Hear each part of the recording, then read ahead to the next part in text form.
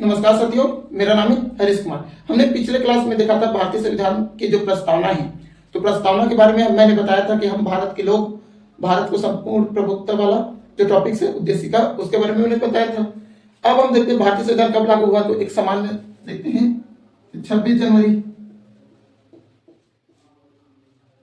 1950 को लागू हुआ।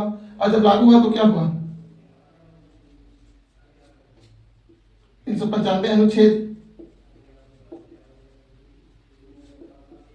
22 भाग और 8 अनुसूचियां थी, प्राप्त थी। फिर अब एक चीज इसमें महत्वपूर्ण है, वो चीज हम नहीं बताते थे कि एक क्या था, प्रस्तावना।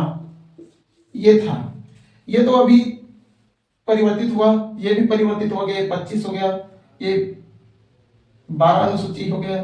तो ये सारी चीज क्या हुआ, संशोधन हुआ। प्रस्तावना है, तो हम यही प्रस्तावना के बारे में क्या कर रहे थे, चर्चा कर रहे थे। तो भारतीय संविधान में प्रस्तावना, तो भारतीय संविधान में जब प्रस्तावना हुआ तो मूल संविधान में क्या था, प्रस्तावना था। और वो प्रस्तावना किससे लिया गया था, तो यूएसए के कॉन्स्टिट्यूशन से, अमेरिका के संविधान से प्रस्तावना लिया गया था। अब प्रस्तावना का विवाद हुआ, क्या हुआ, विवाद इसलिए हुआ कि यह प्रस्तावना भारतीय संविधान का अंग है या नहीं है, इसी पर क्या हुआ, विवाद हुआ। तो भारतीय संविधान के प्रस्तावना को लेकर पहली बार विवाद हुआ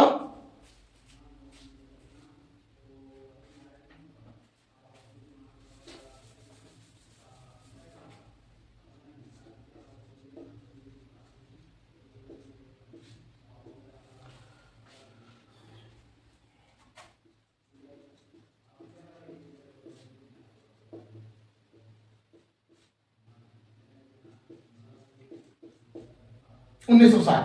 तो बेरूबारी यूनियन मामला 1960 में पहली बार यह बात छेड़ी गई कि भारतीय संविधान में जो प्रस्तावना है वह भारतीय संविधान का अंग नहीं है,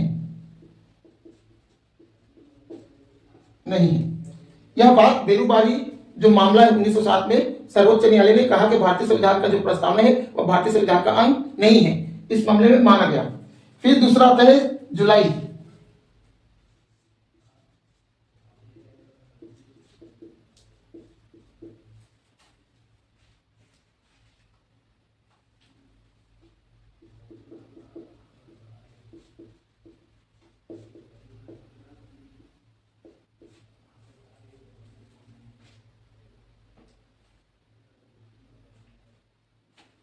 और जुलाई 1967 में गोलकनाथ मामला आता है। तो गोलकनाथ मामला में यही बात कहा गया है कि भारतीय संविधान क्या है,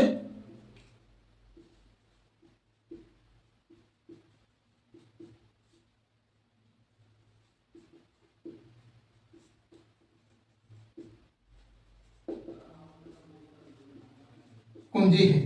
भारतीय संविधान का जो प्रस्तावना है, तो भारतीय संविधान की जो निर्माण है उसकी मन की क्या है, कुंजी है। भारतीय संविधान निर्माताओं द्वारा प्रस्तावना को कहा गया है मन की कुंजी। और साथ ही साथ यह कहा गया है गोलकनाथ मामले में कि जब भी संविधान के कोई भी संशोधन में क्या आए, दिक्कत आए, तो हम प्रस्तावना को देखकर क्या करेंगे, उसका समीक्षा करेंगे, प्रस्तावना देखेंगे। तो देखिए बेरूबारी में भी नहीं कहा कि संविधान में जो भारतीय संविधान है उसमें प्रस्तावना एक अंग नहीं माना गया, ना कि गोलकनाथ मामले में माना नहीं गया। हाँ, गोलकनाथ मामले में यही माना गया है कि भारतीय संविधान में जब भी हम संशोधन करें और संशोधन में कोई दिक्कत आए तो हम प्रस्तावना को देखें, क्योंकि भारतीय संविधान के जो निर्माता है उनकी जो मन की कुंजी यानी कि जो संविधान का सारांश है वो प्रस्तावना में ही मिलता है। यह बात इस मामले में कहा गया। अब हम देखते हैं केशवनंद भारती,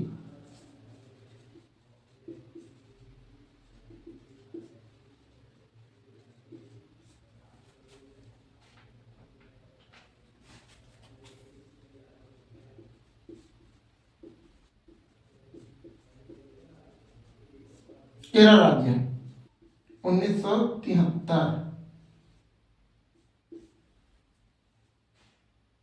केशवनंद भारती में यही कहा गया है कि भारतीय संविधान क्या है, भारतीय संविधान में प्रस्तावना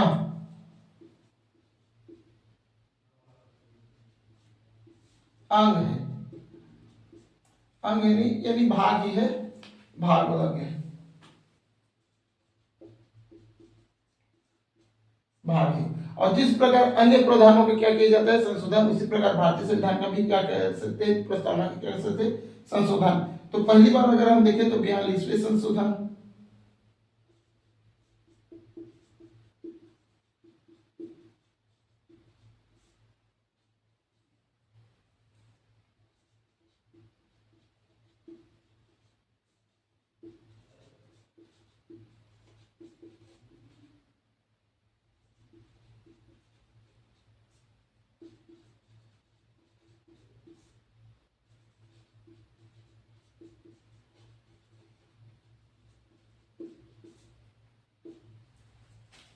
तो 3 संशोधन किए गए 42वें संविधान संशोधन 1976 द्वारा, जिसमें समाजवाद, पद निरपेक्ष, एकता और अखंडता 3 शब्द जोड़े गए। अब हम देखते हैं इसी चीज को डिटेल में। तो बेरोजगारी मामले में क्या बोला गया है, बेरोजगारी यूनियन मामले में कि भारतीय संविधान में प्रस्तावना कोई अंग नहीं है, प्रस्तावना है को अंग नहीं माना गया है। फिर जुलाई 1967 में गोलकनाथ मामले में क्या माना गया कि यह संविधान निर्माताओं के मन की कुंजी है और जब संविधान निर्माण के कार्य चलेगा और उसमें कुछ त्रुटियां हो तो हम प्रस्तावना को देखेंगे और उसी अनुरूप क्या करेंगे, संशोधन करेंगे, सहायता लेंगे। फिर इसमें केशव भारती केरल बना राज्य में बोला गया कि संविधान का भाग क्या है, प्रस्तावना है, और जब भी हम अन्य जो प्रावधान है उसका संशोधन करेंगे तो संविधान के जो प्रस्तावना है उसका भी संशोधन कर सकते हैं। और पहली बार 42वें संविधान संशोधन 1976 को समाजवाद, पद निरपेक्ष और एकता और अखंडता 3 शब्द जोड़े गए और इसी मिनी संविधान का नाम दिया गया।